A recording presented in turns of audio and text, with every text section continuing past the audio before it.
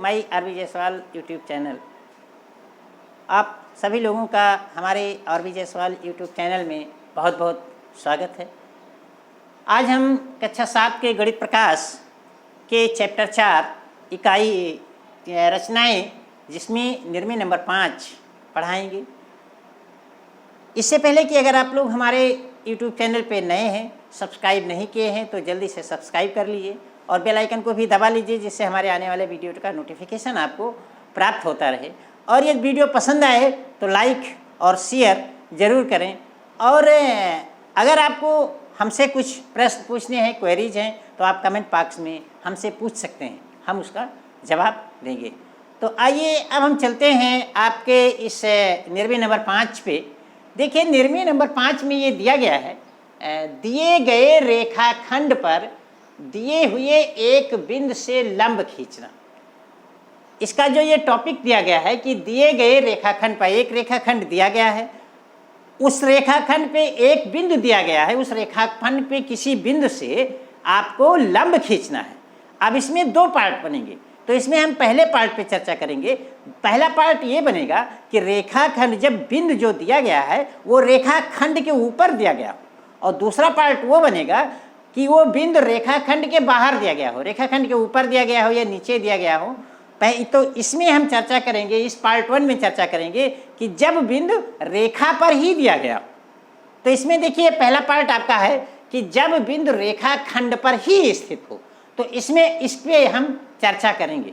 तो देखिए, सबसे पहले आपको इस टॉपिक से जो ये दिया गया है कि दिए गए रेखाखंड पर दिए हुए बिंदु से एक लंब खींचना, इससे आपको ये निकालना है कि हमें ज्ञात है। गणित का एक सबसे महत्वपूर्ण बात यही होती है कि अगर उस प्रश्न से आप 2 चीज़ें ये निकाल लेंगे कि आपको क्या ज्ञात है, मतलब क्या क्या हमको पता है, इस प्रश्न में क्या क्या हमको पता है, और उसके बाद क्या ज्ञात करना है, क्या हमको निकालना है। बस अगर ये 2 बात आप समझ में आ गई तो समझिए आप आधा प्रश्न कर ले गए, क्योंकि आपको मतलब मंजिल भी मिल गई और आपको क्या क्या साधन मिले हैं वो भी आपको पता चल गया कि हमको क्या क्या ज्ञात है और क्या क्या हमको ज्ञात करना है। तो आधा प्रश्न आपका हल हो गया। तो सबसे पहले हम इस पर चर्चा करेंगे कि देखिए हमको यहाँ क्या क्या ज्ञात है। तो आप देख रहे हैं कि दिए गए रेखाखंड पर, मतलब कि आपको एक रेखाखंड दिया गया है। अब उस रेखाखंड का हम कोई नाम भी दे सकते हैं, ABCD PQ, कुछ भी नाम दे सकते हैं, मतलब कि आपको यहाँ एक रेखाखंड दिया गया है। अब देखिए उसके बाद क्या करना है कि दिए हुए एक बिंदु से, अब यहाँ एक दूसरी बात ये भी दी गई है कि एक बिंदु भी दिया गया है। अब उस बिंदु का नाम भी हम कोई PQR S X Y Z ABCD कुछ दे सकते हैं। तो 2 चीज़ें आपको यहाँ दी गई है। क्या दी गई है? एक रेखाखंड और एक बिंदु। अब बिंदु की कंडीशन ये हो सकती है कि बिंदु रेखाखंड भी हो सकता है और बिंदु रेखाखंड के बाहर भी हो सकता है। तो यहाँ हम पहले कंडीशन पे चर्चा करेंगे कि मान लीजिए कि बिंदु रेखाखंड पर दिया गया। तो देखिए ज्ञात क्या है, एक रेखाखंड AB, एक रेखाखंड ज्ञात है जिसको हमने AB कह लिया, कुछ भी कह सकते हैं, PQXY, आप उस रेखाखंड का नाम दे सकते हैं। तो एक रेखाखंड आपको ज्ञात है जिसको हमने AB कह लिया, और उस पर स्थित बिंदु P, हमने यहाँ पहले ही कह दिया था कि जो 2 कंडीशन बनती हैं। एक कंडीशन ये है कि जब बिंदु रेखाखंड पर स्थित हो, यानी जो बिंदु दिया गया है जिससे आपको लंब खींचना है वो रेखाखंड पर ही स्थित है। पहली कंडीशन ये हो गई। तो यहाँ देखिए दिया गया है कि उस रेखाखंड पर स्थित बिंदु P। तो यहाँ देखिए पहली चीज दी गई है कि एक रेखाखंड AB, और दूसरी चीज क्या दी गई है, उस रेखाखंड पर कोई बिंदु P दिया गया। ये 2 चीजें तो आपको पता चल गया कि हमको ये दी गई हैं। उसके आगे पता कीजिए कि अब हमको करना क्या है। ये कहते हैं बिंदु से लंब खींचना। करना ये है कि उसी बिंदु P से रेखाखंड AB पर लंब खींचना है। बिंदु P से रेखाखंड AB पर लंब खींचना है। तो हमको ये करना है कि बिंदु P से रेखाखंड AB पर लंब की रचना करना है। तो आइए अब हम लंब की रचना करते हैं। तो सबसे पहले आप जो दिया गया है, जो चीज़ दी गई है, उसे आप चित्र में अपने अभ्यास पुस्तिका पे बना लीजिए। चलिए हम यहाँ आपको बना के दिखाते हैं कि बनाते चलते हैं। देखिए सबसे पहले एक रेखाखंड दिया गया है, तो रेखाखंड की यहाँ नाप नहीं दी गई है, तो कोई भी नाप आप ले सकते हैं। प्रश्न में आप नाप भी दी गई हो सकती है कि नाप दिया गया है कि 10 सेंटीमीटर की रेखाखंड, 8 सेंटीमीटर की रेखाखंड, तो आप जितने रेखा सेंटीमीटर की कहेगी उतने सेंटीमीटर के बनाइएगा। लेकिन यहाँ कोई नाप नहीं दिया गया है, तो आप किसी भी नाप का एक रेखाखंड खींच सकते हैं। तो चलिए एक रेखाखंड हमने यहाँ देखिए ये खींच लिया किसी भी नाप का, और इसको हमने ए दे दिया, कोई नाम दे दिया ए और बी। अब देखिए दूसरी बात आपको जो ज्ञात है, क्या ज्ञात है, इसी रेखाखंड पर कोई बिंदु P ज्ञात है, इसी रेखाखंड पर कोई बिंदु P। तो हम कहीं मान लेते हैं कि कोई बिंदु P, इसमें यह नहीं दिया गया है कि कितनी दूरी पर दिया गया है। प्रश्न में हो सकता है कि दिया भी गया हो तो वहां आप उस तरह से करेंगे, लेकिन जब यहाँ नहीं दिया गया है तो आप इस बिंदु P को यहाँ से लेके यहाँ तक हम कहीं भी मान सकते हैं। तो चलिए हमने यहाँ एक बिंदु P मान लिया, ये देखिए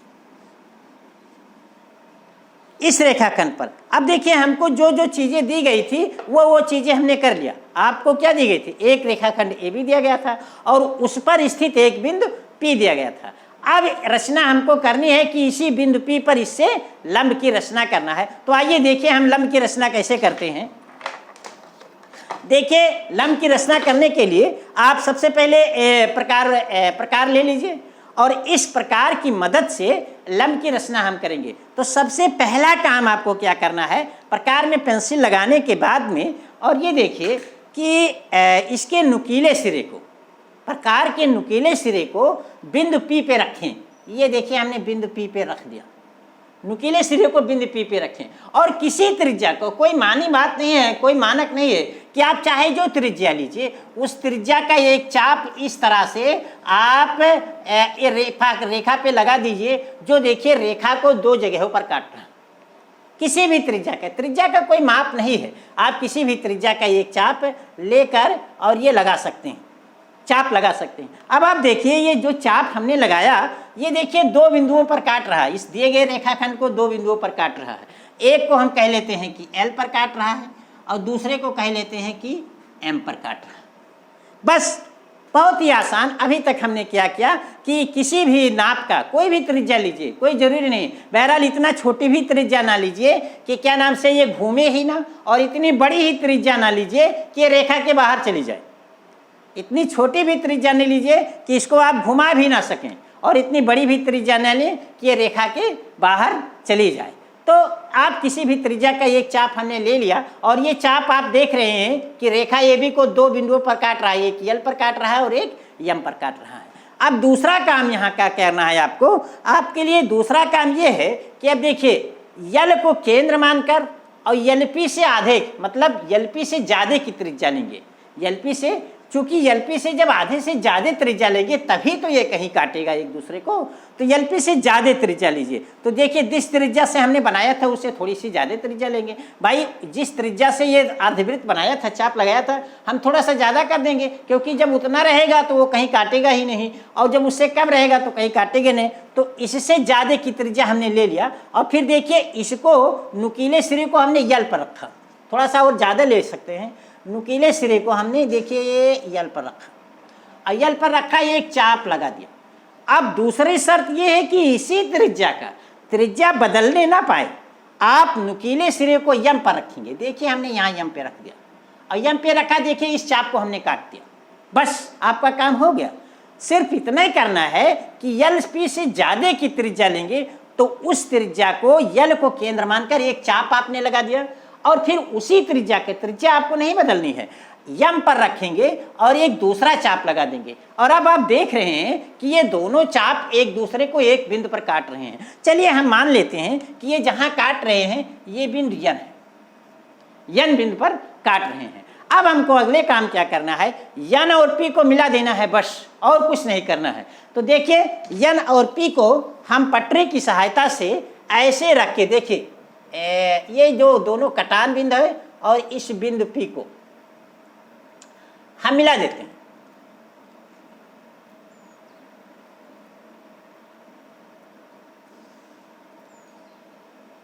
ये देखिए आपने मिला दिया। अब ये देखिए बिंदु P पर जब हमने ये मिलाया तो ये जो रेखा हुई ये क्या हुई, इस रेखा पर लंब हुई। देखिए आप पटरी प्रकार की सहायता से कापी पे बारीकी से बड़े ध्यान से बनाइएगा और ये बन जाएगा। यहाँ देखिए इसमें पटरी रखते वक्त उससे थोड़ा सा ये चिकना ये भी है, वो भी चिकना खिसक जाता है, तो इसलिए थोड़ा बड़ा हो जाता है। बहरहाल तरीका यही है और बन जाएगा, बढ़िया से बनेगा। अब देखिए आपका जो ये रेखा बनी PNP रेखा, इसको हमने मिला दिया। इसको चाहें तो थोड़ा सा और आगे बढ़ा सकते हैं, और आगे भी बढ़ा सकते हैं चाहे थोड़ा सा, कोई दिक्कत नहीं। आप यहाँ भी बढ़ा सकते हैं और ऊपर भी बढ़ा सकते हैं।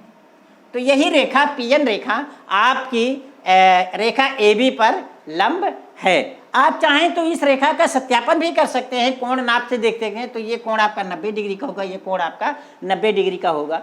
तो 90 डिग्री का कोण चांदे की सहायता से देख सकते हैं, या उससे क्या नाम से ये जो सेट स्क्वायर दिया गया है इससे भी देख सकते हैं। देखिए ये आपका 90 डिग्री का कोण बन रहा है, क्योंकि सेट स्क्वायर का जो ये सिरा होता है ये 90 डिग्री का होता है। देखिए सेट स्क्वायर में 2 सेट होते हैं, एक आपका ये देखिए है और एक ये। इसमें इन दोनों में समझ लीजिए अच्छी तरीके से कि देखिए सेट स्क्वायर का ये दो है, ये इसमें ये जो सेट स्क्वायर है ये, इसमें इसकी दोनों भुजाएं बराबर होती हैं, दोनों भुजाएं बराबर होती हैं, और ये कोण होता है 90 डिग्री का होता है, बाकी ये कोण और ये कोण 45 डिग्री का होता है। तो इसमें देखिए ये तो 90 होता है, ये 45 से 45 का होता है। यहाँ देखिए इसमें जो ये वाला होता है एक तरफ बड़ा होता है एक तरफ छोटा होता है, तो ये कोण तो 90 डिग्री का होता है, लेकिन एक भुजा ये कोण आपका एक 60 डिग्री का होता है, ये छोटा वाला कोण कितना होता है 45 डिग्री का होता है। तो इसके जान लीजिए। तो आप किसी भी सेट स्क्वायर को रखकर भी यहाँ आप देख सकते हैं कि देखिए 90 डिग्री का कोण बन रहा है। आप चांदे की मदद से भी देख सकते हैं, और बनाएंगे तो बनेगा ये बढ़िया, कोई दिक्कत नहीं है। तो देखिए अभी तक आपने किया, हमारे ख्याल से अब आप समझ गए होंगे। अब देखिए रचना के चरण, रचना के चरण में आपको क्या करना है कि बस सिर्फ जो जो काम आप किए हैं वो लिख दीजिए। रचना के चरण में क्या करना है वो लिख दीजिए। तो देखिए अभी तक हमने क्या किया रचना के चरण में, सबसे पहला काम हमने किया भाई, देखिए रेखाखंड AB और बिंदु P, ये चीजें तो आपको दी गई थी। रचना के चरण में ये नहीं आएगा, क्योंकि ये चीजें तो आपकी दी गई थी, ये आपने बनाया है। अब इस पे बिंदु P, ये चीजें तो आपको यहाँ देखिए अज्ञात है, यहाँ से ही आपको मिल गया है, ये रचना के चरण में नहीं आएंगे। रचना के चरण में हम इस लंब, इस P बिंदु पर लंब खींचने के लिए क्या क्या करेंगे वो आएंगे। तो देखिए ये चीजें तो दी गई थी, तो रचना के चरण में हमने पहला काम क्या किया है, पहला काम ये किया है कि रेखाखंड AB पर स्थित बिंदु P को केंद्र मानकर किसी त्रिज्या का एक चाप खींचा जो रेखा AB को L तथा M बिंदु पर काटता है। पहला काम हमने किया है कि रेखाखंड AB पर यह बिंदु P जो दिया गया है, P को केंद्र मानकर किसी भी त्रिज्या का एक चाप हमने लगाया है। ये देखिए किसी भी त्रिज्या का आप एक चाप लगाया है जो रेखा AB को L और M पर काट रहा है। ये आपका पहला चरण हो गया। रचना के चरण में ये आपका पहला पॉइंट हो गया कि P को केंद्र मानकर किसी भी त्रिज्या का एक चाप लगाया है और वो चाप L और M बिंदु पर रेखाखंड AB को काट रही है। ये आपका पहला पॉइंट हो गया। अब दूसरा पॉइंट आपने क्या किया है, देखिए दूसरा पॉइंट ये किया है कि L को केंद्र मानकर LP से बड़ी त्रिज्या लेकर, LP से बड़ी त्रिज्या लेकर, मतलब L को केंद्र मानेंगे और LP ये जो जिस त्रिज्या से आपने बनाया था, ये चाप लगाया था, उस त्रिज्या से ज़्यादा लीजिए। LP से बड़ी त्रिज्या का एक चाप हमने लगाया, तो देखिए L को केंद्र मानकर एक चाप ये देखिए हमने लगा दिया। उसके बाद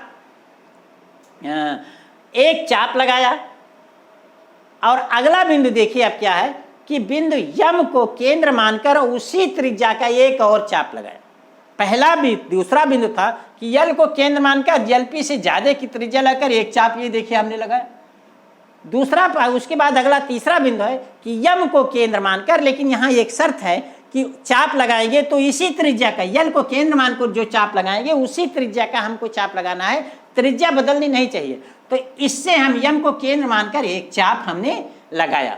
ये आपका तीसरा पॉइंट था। और अगला देखिए क्या कहेगा कि बिंदु M को केंद्र मानकर उसी त्रिज्या का एक और चाप लगाया जो पहले चाप को बिंदु M पर काटता है। हमने जब यहाँ से M को केंद्र मानकर चाप लगाया तो देखिए एक दूसरे को जहाँ काट रहे हैं उसको हमने N नाम दे दिया। अगला क्या काम करना है, बिंदु P से N को मिलाते हुए दोनों तरफ बढ़ा दीजिए। पटरी की सहायता से पी एन और पी को मिलाइए और मिलाते हुए थोड़ा आगे थोड़ा पीछे आप बढ़ा दीजिए। बस यही आपका क्या हो गया, यही रेखा पी एन दी हुई रेखा ए बी पर लंब होगी, यही रेखा पी एन दी हुई रेखा पर लंब होगी। तो हमारे ख्याल से अब आप लोग इसे क्या नाम से इस प्रमेय को समझ चुके होंगे। इसके बाद वाले वीडियो में हम इसका जो नेक्स्ट पार्ट है जिसमें हम ये बताएंगे कि अगर ये बिंदु P रेखा के बाहर हो तब हम कैसे लंब खींचेंगे। अगले वीडियो में हम क्या नाम से मिलेंगे। तब तक के लिए धन्यवाद।